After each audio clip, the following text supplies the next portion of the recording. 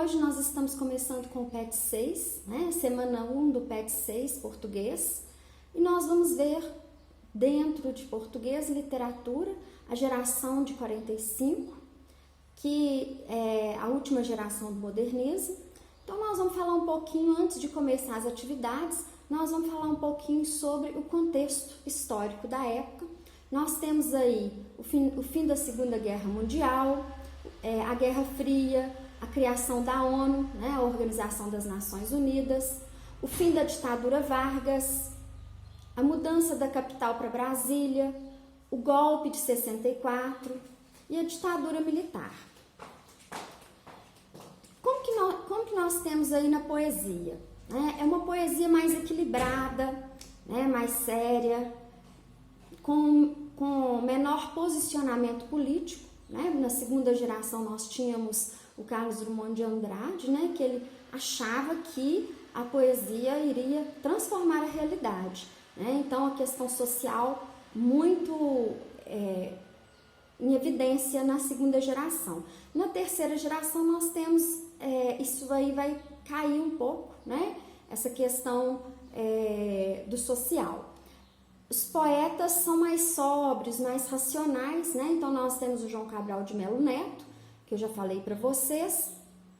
Nós temos também, na prosa, a gente tem a Clarice Lispector, né? Que é uma literatura mais intimista, mais introspectiva, né? A sondagem do subconsciente dos personagens, a questão da epifania, né? O regionalismo que é reinventado aí, e a criação de novas palavras, o regionalismo reinventado e a criação de novas palavras, nós temos com o Guimarães Rosa, né? O Guimarães Rosa, ele é mineiro de Cordesburgo, e qual que é a principal característica dele? É o trabalho com a palavra, são os neologismos, que são criações de novas palavras, né? Ele inventava palavras, e ele recria esse regionalismo, né? Que ele fala dos sertões de Minas Gerais, né? Então nós temos vários livros de conto, nós temos livros, romances, né? do Guimarães Rosa, e ele vai trabalhar aí essas palavras de uma maneira muito diferente e fazendo uma releitura do regionalismo brasileiro através de mitos, de símbolos, né? Toda essa simbologia do regionalismo, o mergulho no interior das personagens. Então nós temos aí uma obra que tem uma preocupação muito grande com a linguagem, né? Ele leva para os livros dele a oralidade da linguagem regional.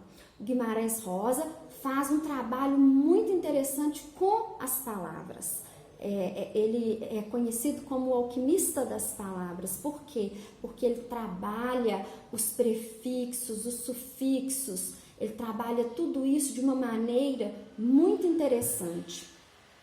Então, nós temos aí, né, esses termos coloquiais típicos do sertão que o Guimarães Rosa vai julgar nos seus livros, através dos neologismos, trabalhando os prefixos, os sufixos, os radicais. Guimarães Rosa nasceu em Minas Gerais, né?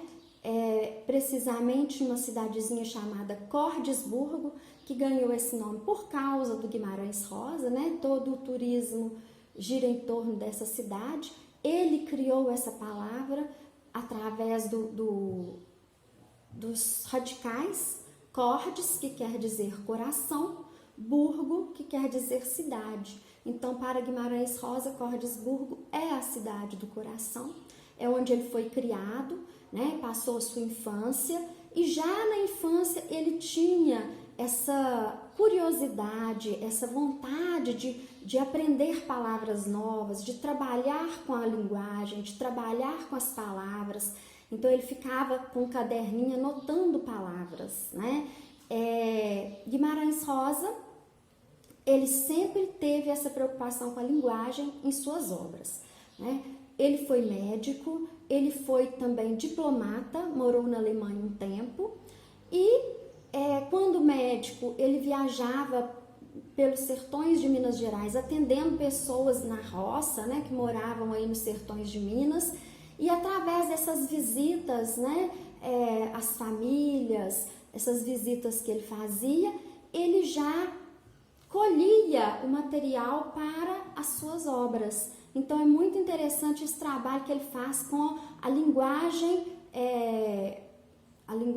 típica, né, da região típica dos sertões de Minas Gerais. Ele usa toda essa linguagem, ele explora, né, essa linguagem, esse regionalismo em suas obras, né? E ele faz aí construções sintáticas, ele trabalha muito a questão da estruturação das palavras, prefixos, sufixos, os radicais, né?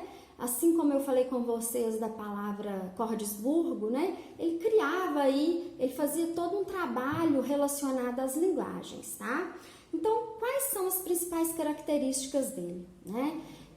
Apesar do texto dele ser em prosa, né, ele apresenta uma certa estrutura com rima, com sonoridade, né, aliterações, onomatopeias e a questão do neologismo. Ele tem uma preocupação muito grande com o conteúdo, né, como que o texto é feito, a linguagem, a linguagem que ele usa confere mais força àquele imaginário mágico que ele cria em suas histórias. Ele apresenta uma prosa que abandona as ações dos personagens, ele valoriza os estados mentais e as suas reações. O Guimarães Rosa, ele gostava de trabalhar muito com personagens como loucos, crianças e velhos. Crianças por quê? A criança por causa da curiosidade, né? Para aguçar a mente humana. O velho por causa da recordação, a questão da história, né? De toda uma história, de tudo aquilo que já viveu. Então, os causos, né? Ele trabalhou com personagens que eram velhos. E ele trabalhava com loucos também, porque esse mundo do tudo é possível através do personagem, né? Então, ele quebra uma barreira temporal muito grande, né? E com isso a gente perde assim a noção de tempo nas obras dele. Por quê? Porque ele trabalha um regionalismo que é o próprio mundo, e esse mundo vai muito além, né, da imaginação do próprio leitor e do próprio escritor também, né? Ele trabalha essa questão da existência de Deus, da existência do mal em todas as suas obras. Então, por isso a sua obra se torna também universal, não é? É uma característica dele. E ele pega, né, essa linguagem sertaneja e cria muitas palavras. Gente, Guimarães Rosa é famoso no mundo inteiro. É um escritor muito conhecido mundialmente e nós temos orgulho, né, dele ser o que? Um escritor mineiro, né, que faz parte aí da vida de Minas Gerais, né, a questão da cultura mineira, a questão de como se vive em Minas Gerais. Ele trabalha muito isso também em suas obras. Então, agora nós vamos para a primeira semana do PET 6, as atividades de português. Hoje nós vamos falar sobre Guimarães Rosa, né? Então, nós temos aí na página 2 um texto sobre a geração de 45, que eu já falei um pouco sobre ela, e sobre Guimarães Rosa.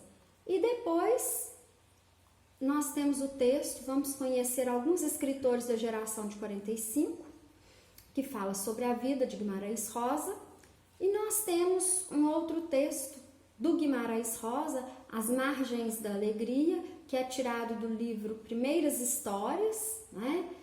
E vocês vão fazer as seguintes atividades. Então, lá na página 4, e a primeira pergunta é: para o menino, tudo que via era novidade. Conhecer um lugar novo, pessoas novas, aprender coisas diferentes, nos causam sensações na maioria das vezes.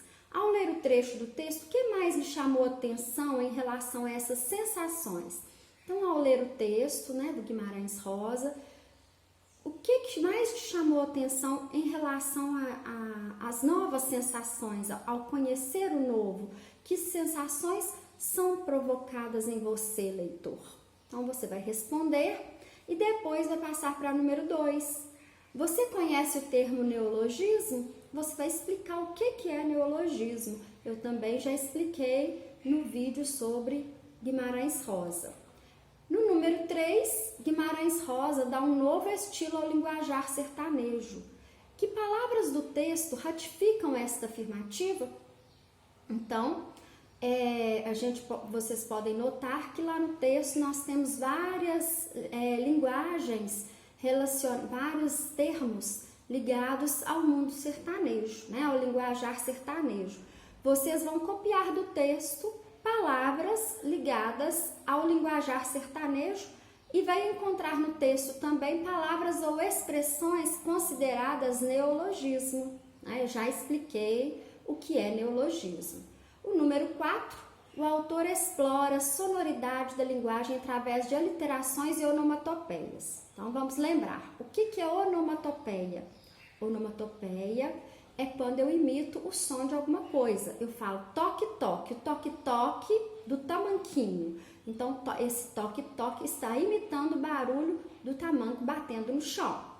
E aliterações é a repetição de vocábulos, de fonemas consonantais, né? Então, tem um poema que fala assim, vozes, veludosas vozes, volúpia dos violões velados. Olha o tanto de V, isso é aliteração.